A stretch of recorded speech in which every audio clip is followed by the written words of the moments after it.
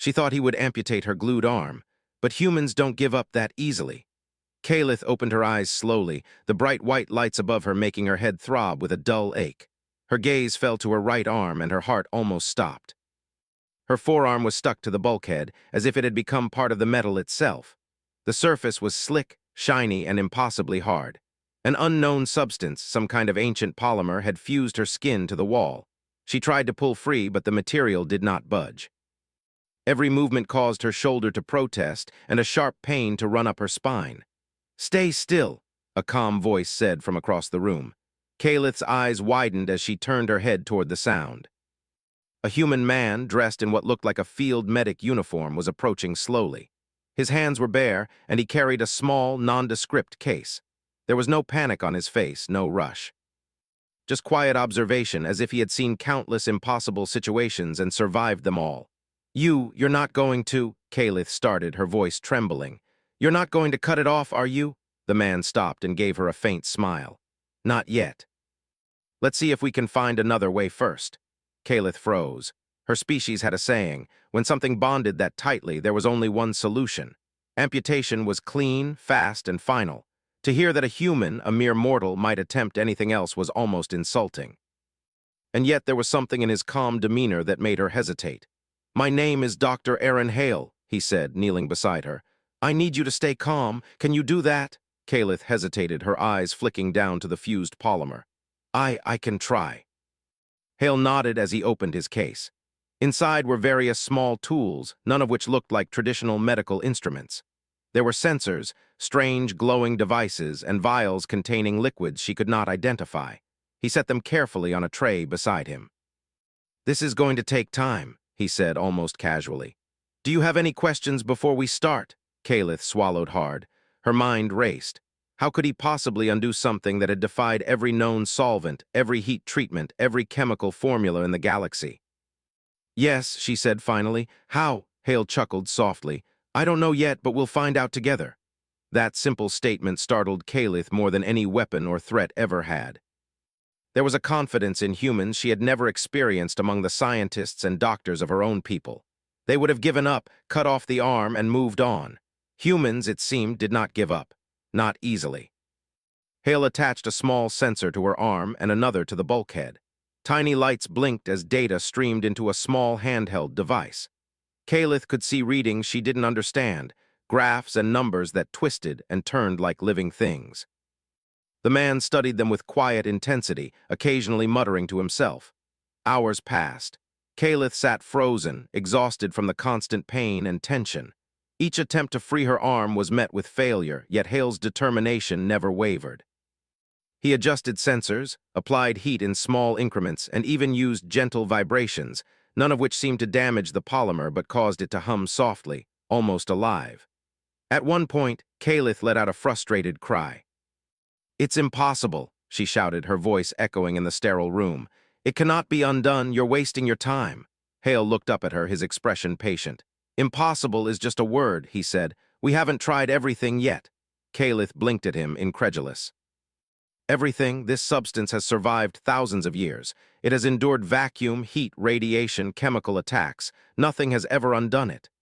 "And yet here we are," Hale replied calmly. "Humans have a way of finding a solution when others see only dead ends.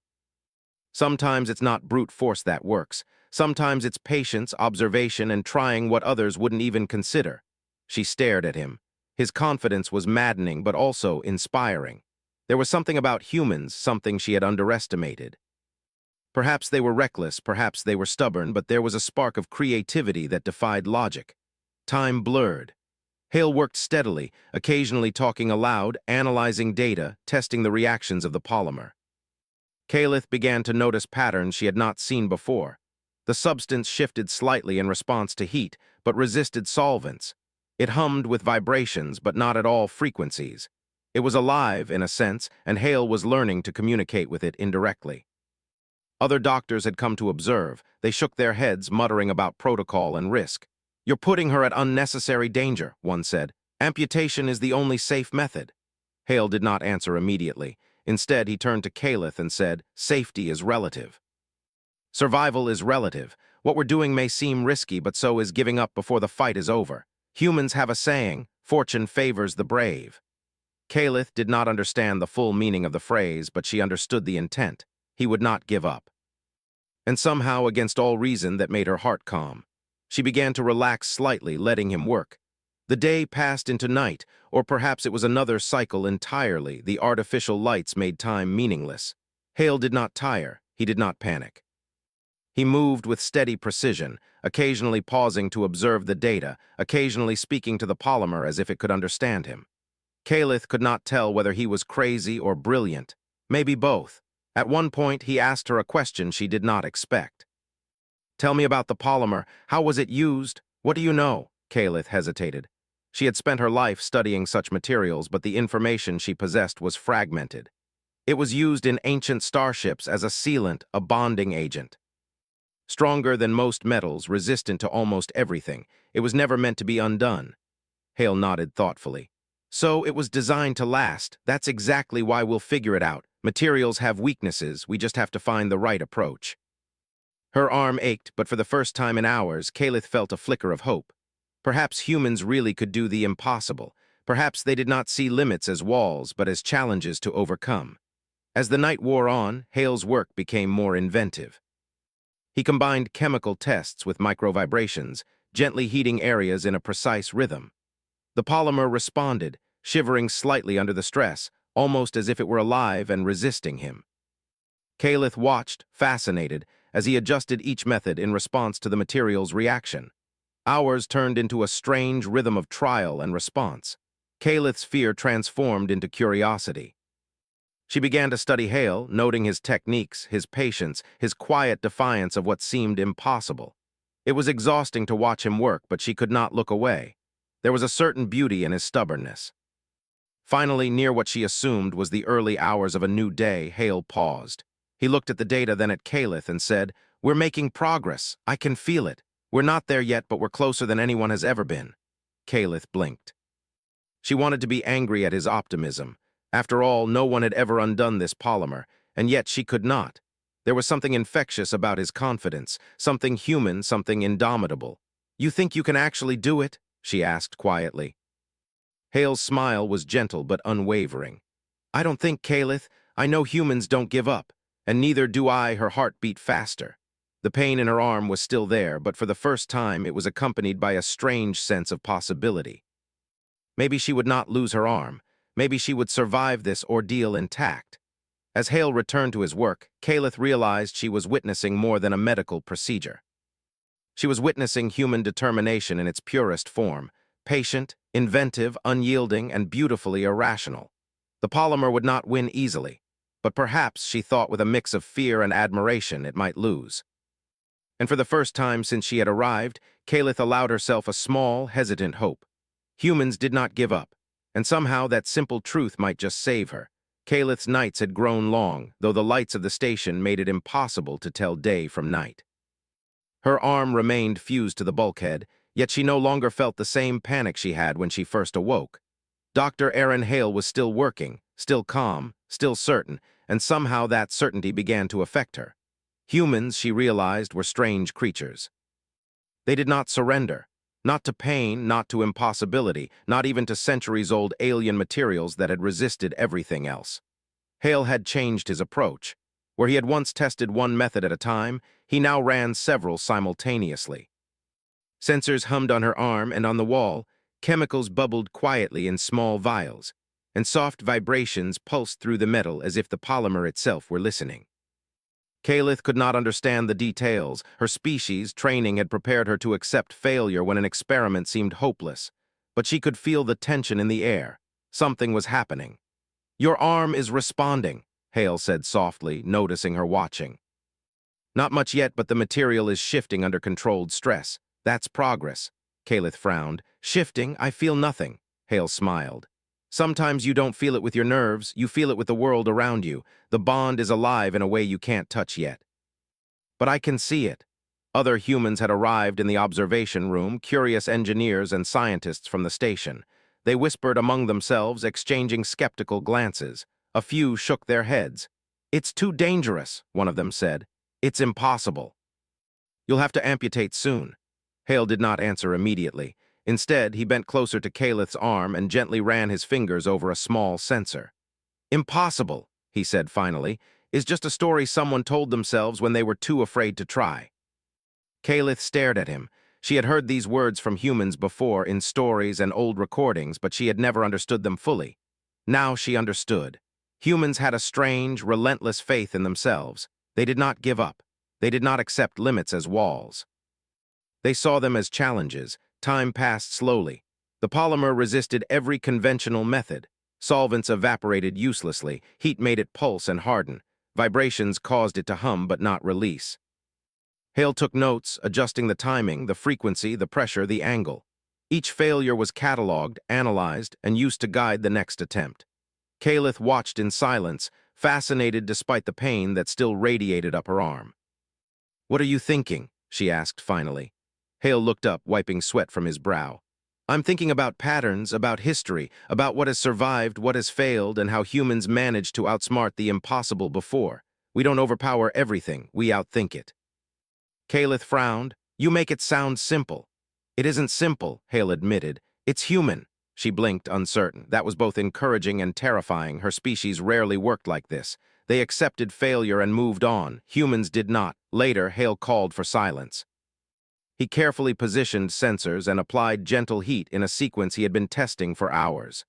Calith could hear the soft hum of the polymer, the faint vibration of the metal. Something had shifted. She could feel it not in her nerves, but in the air, in the quiet tension of the room. The polymer, she realized, was alive in a sense. It reacted, adapted, resisted, but Hale was learning its language. Other doctors protested again. "You're risking her life," one said sharply. The polymer could react violently or damage tissue. Hale did not raise his voice. He simply adjusted a dial and spoke calmly. "Risk is relative. Survival is relative. Giving up now is riskier than trying." Calith watched, amazed. He was methodical, patient, and yet daring in ways she could barely comprehend. Every adjustment, every tiny movement, every pulse of energy was calculated, yet creative. He was inventing solutions on the fly, adapting to the material rather than forcing it. Hours turned into cycles. Calith lost track of time. Sometimes she drifted into uneasy sleep while Hale continued his work. She awoke to see him noting the smallest changes, the tiniest cracks forming in the polymer's surface. Nothing major, but enough to hint at possibility. "You see this?" he asked, pointing to the glowing sensor readings.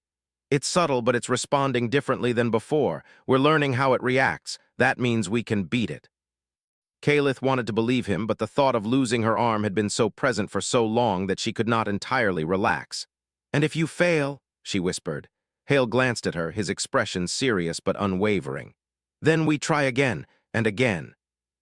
Humans have been solving impossible problems for centuries. We are stubborn that way." She frowned, not entirely convinced, but she felt something strange inside her, a flicker of hope she had not felt since waking up. Humans did not give up. And maybe, just maybe, that meant her arm could survive. Later, Hale experimented with micro-vibrations in combination with chemical pulses.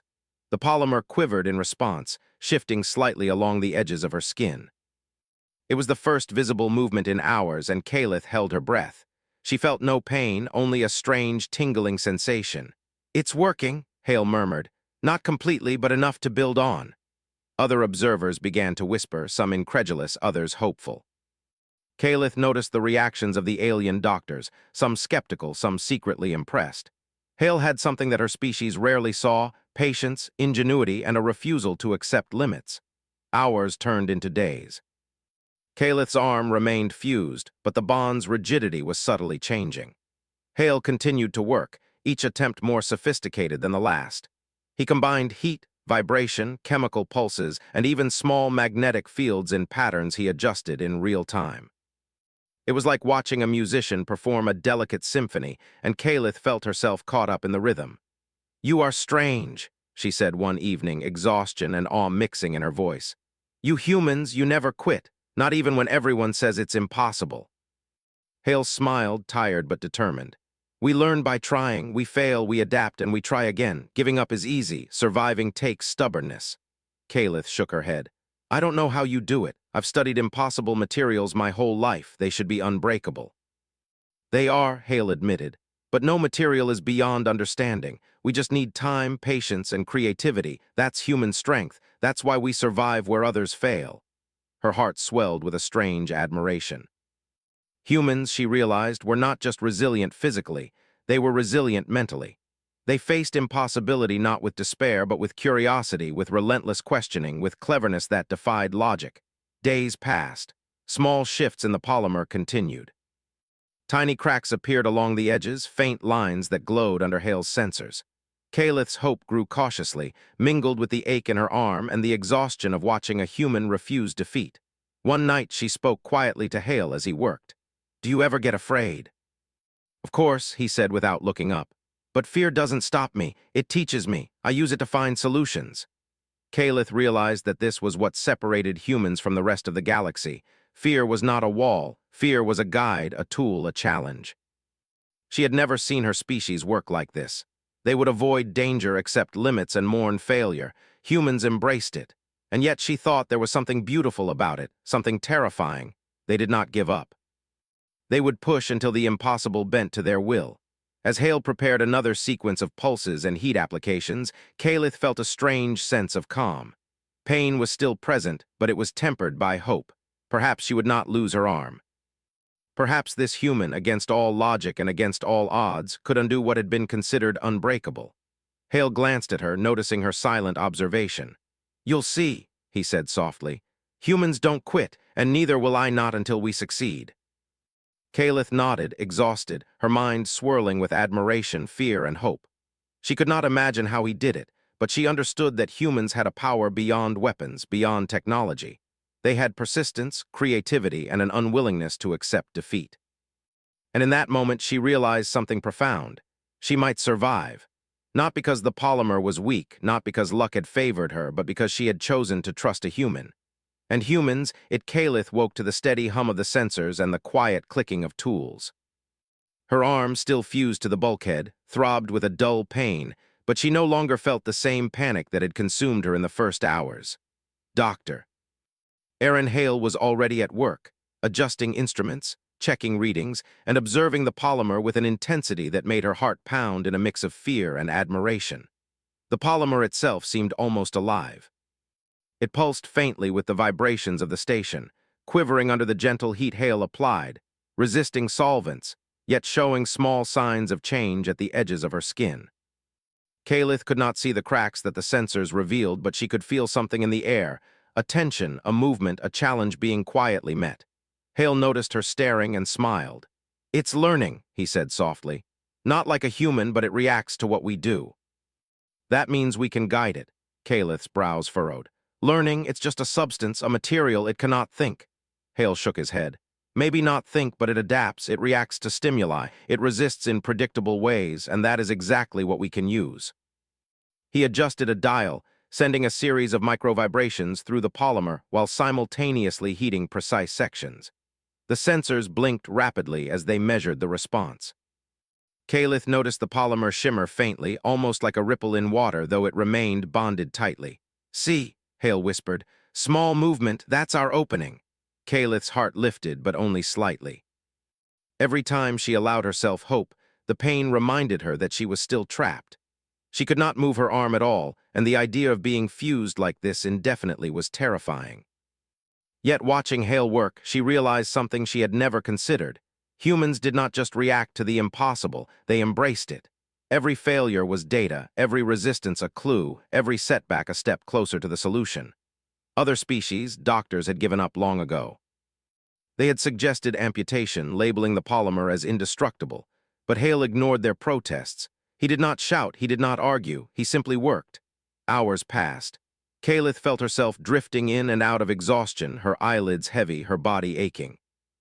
Yet she could not sleep entirely. She could not stop watching. Hale was patient, precise, and endlessly inventive. He combined heat, vibration, chemical reactions, and even magnetic pulses in a complex rhythm. Each adjustment caused tiny responses in the polymer, small shifts that hinted at possibility.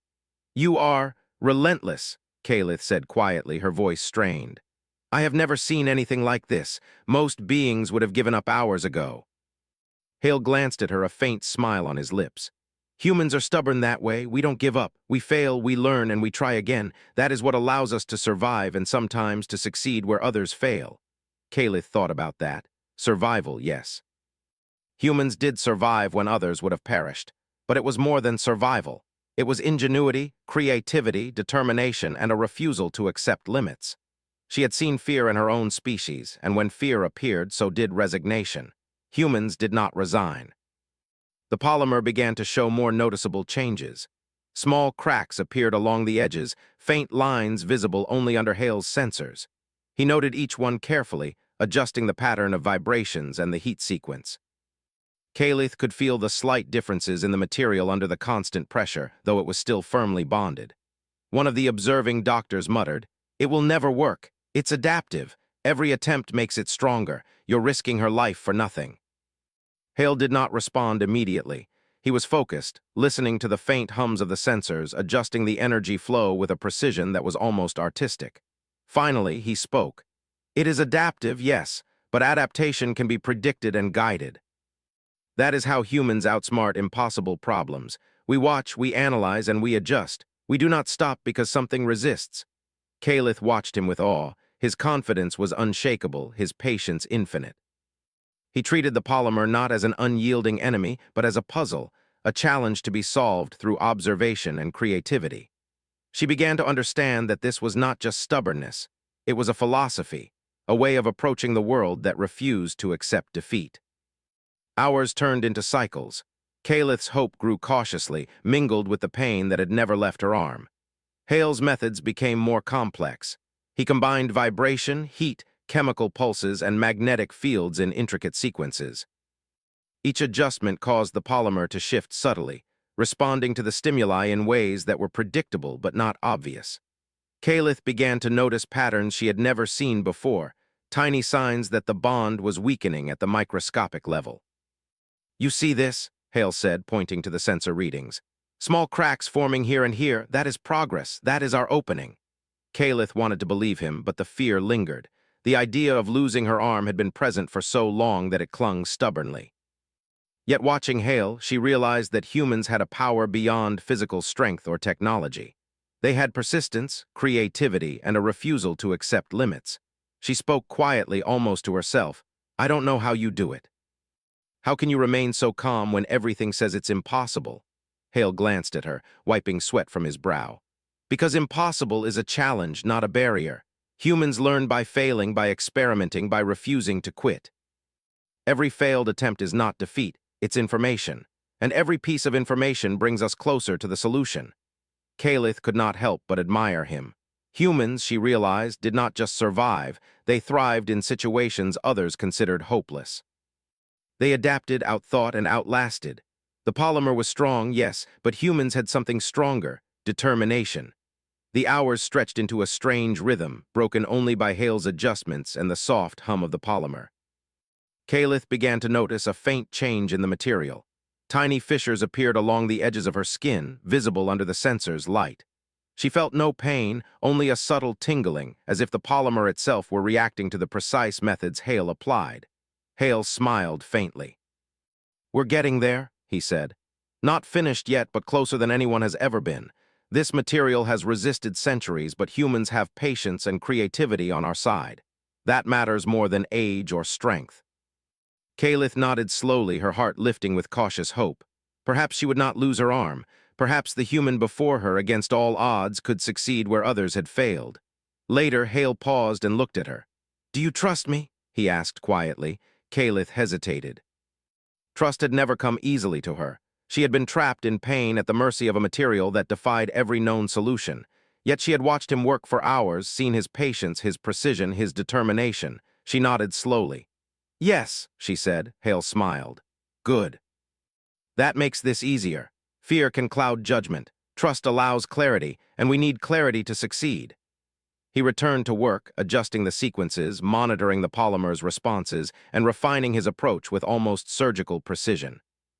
Calith watched in fascination as the bond began to show subtle signs of weakening along the edges. Small fragments of the polymer separated from the wall in response to Hale's methodical manipulations. She felt a flicker of hope she had not felt since waking up. Perhaps she would survive, not because the polymer was weak, not because luck had favored her, but because she had a human fighting for her. And humans, she realized, did not give up. Hours became cycles, and cycles became a rhythm of observation, adjustment, and subtle progress. Kalith noticed the tiniest movements in the polymer, almost imperceptible shifts that spoke volumes to Hale. Each crack, each microfracture, was evidence that persistence could overcome even the strongest resistance. At one point, she spoke quietly, almost in awe. "You are relentless. I have never seen anything like this. Most beings would have given up hours ago." Hale glanced at her, his expression gentle but determined. "We don't give up, not when there is a chance to succeed. Humans survive because we persist, because we try, because we refuse to accept limits. That is how we conquer what others call impossible." Kalith realized she had underestimated humans. They were not just stubborn. They were ingenious, relentless, and fearless in the face of failure. She could see now that survival was not about strength or technology alone. It was about patience, creativity, and the courage to face the impossible without surrender.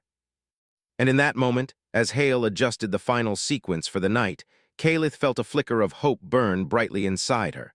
Perhaps she would not lose her arm. Perhaps the human before her, with his strange combination of patience, intelligence, and determination, could achieve the impossible. Humans did not give up, and somehow she thought that might just be enough to save her. Kalith could feel a change in the air. The hum of the station seemed sharper, more focused, almost as if it too was aware that something was about to happen. Her arm, still fused to the bulkhead, pulsed faintly with the energy of the polymer. She had grown accustomed to the pain, but it was no longer her main concern. Instead, her eyes followed Dr. Aaron Hale as he prepared for another attempt, a series of adjustments that seemed almost reckless in their complexity. Hale moved with a calm precision that belied the tension in the room. His hands hovered over the sensors and vials, selecting chemicals, adjusting frequencies, and carefully repositioning heat elements along the surface of the polymer. Each movement was deliberate, measured, and yet somehow creative in a way that made Kalith's head spin. She had never seen someone combine so many variables, yet control them all so precisely. "Are you sure about this?" she asked quietly, watching him work. Hale glanced at her with a faint smile. "I am sure humans don't quit, and I am sure we can guide this polymer to release. It's not just about brute force, it's about confusion, adaptation, and patience." Kalith frowned. "Confusion?" "Yes," Hale said, adjusting a dial on the main control panel. "The polymer adapts to predictable stress. If we make it think it cannot predict our next move, it begins to lose stability. It's simple in theory, complex in execution." Kalith could only nod, unsure whether to be terrified or inspired. She had studied impossible materials before, but nothing like this. Hale was attempting to defeat a substance that had endured centuries, survived heat, radiation, chemicals, and vacuum. And yet here he was, unshaken, confident, and meticulous. The sensors began to hum in a complex pattern. Chemicals were introduced in microdoses, almost imperceptible, while tiny vibrations pulsed along the surface of the polymer. Heat was applied in sequences that seemed erratic, yet were carefully calculated. Hale's hands moved over the control panel like a pianist performing a difficult symphony, and Kalith felt herself drawn into the rhythm. Small changes began to appear. Faint cracks formed along the edges of her arm, visible only under the sensor's glow.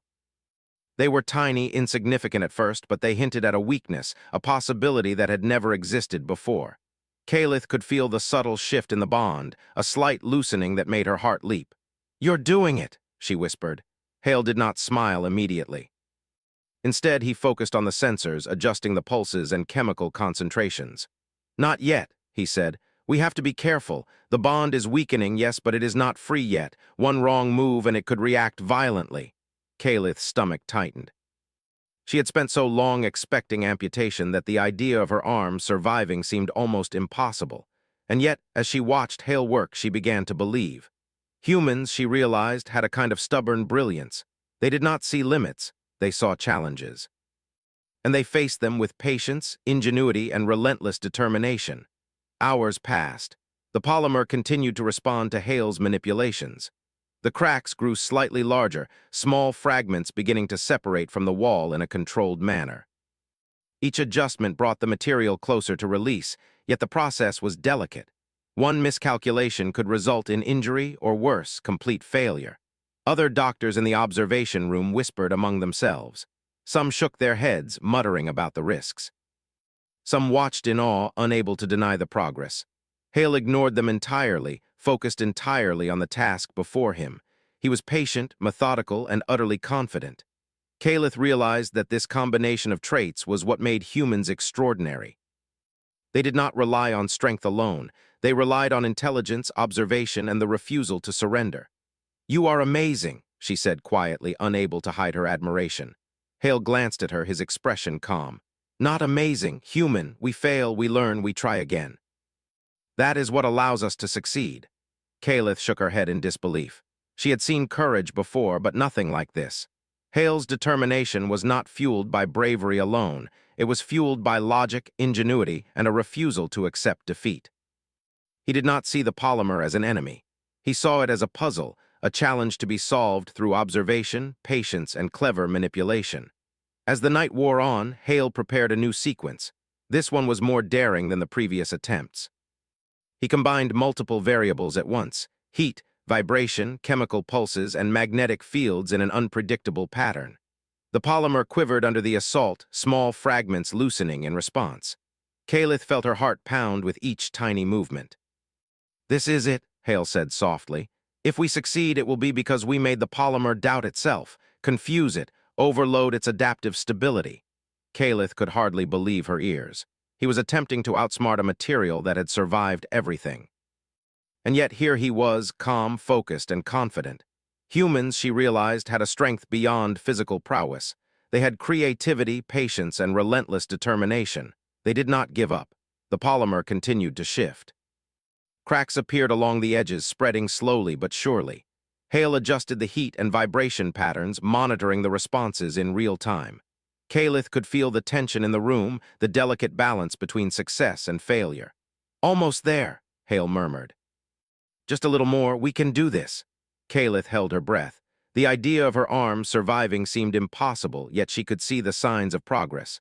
Tiny fragments of the polymer had loosened, responding to Hale's precise manipulations. The bond was weakening, though it still held. Hours passed. Hale worked tirelessly, adjusting every variable with meticulous care. Calith could see the strain on his face, the sweat on his brow, yet he never faltered. He was patient, precise, and completely focused. The polymer, for all its strength, was beginning to show signs of defeat. Finally, a small section of the polymer near her wrist separated from the bulkhead.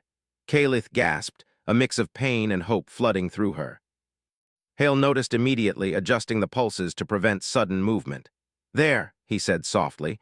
"A small victory, but it's enough to build on. We can do this." Calith's heart raced. She had spent so long expecting the worst, yet here she was, witnessing the impossible. Hale was not just working with the polymer. He was communicating with it, guiding it to release. He was not forcing it. He was outsmarting it. Other doctors watched in awe. Some whispered, some shook their heads, unable to believe what they were seeing. Hale ignored them, focused entirely on the task before him. He adjusted the chemical pulses, vibration patterns, and heat sequences with surgical precision. Each movement was calculated, yet flexible, responding to the polymer's reactions in real time. Calith felt a mix of fear and admiration. The polymer was still strong, still adaptive, but Hale had found a way to destabilize it. Each adjustment brought it closer to release, though the process remained delicate. One wrong move could result in failure or worse, injury. "You are remarkable," she whispered, unable to hide her awe. Hale glanced at her, a faint smile on his lips. "Not remarkable, human. We fail, we learn, we try again. That is how we survive, that is how we succeed." Calith realized he was right. Humans did not give up. They did not see limits. They faced challenges with patience, ingenuity, and relentless determination. Hale had not just found a way to weaken the polymer, he had found a way to outthink it, to confuse it, to make it doubt its own strength. The hours stretched on. The polymer continued to respond to Hale's precise manipulations. Cracks spread along the edges, small fragments loosened, and the bond weakened. Calith could feel her hope growing, tempered by the pain that still radiated up her arm. Finally, Hale paused and looked at her. "We're close," he said softly. "This is the moment where persistence pays off. Humans do not quit, and neither do I, not until we succeed." Kalith nodded, exhausted but filled with a new sense of hope. She had seen impossible materials before, but nothing like this. Hale's determination, patience, and ingenuity were extraordinary. He was not just fighting the polymer, he was guiding it, outsmarting it, and showing her what humans could do when they refused to give up. And in that moment, she realized something profound. She might survive. Not because the polymer was weak, not because luck had favored her, but because she had a human fighting for her. And humans, she thought with awe, did not give up.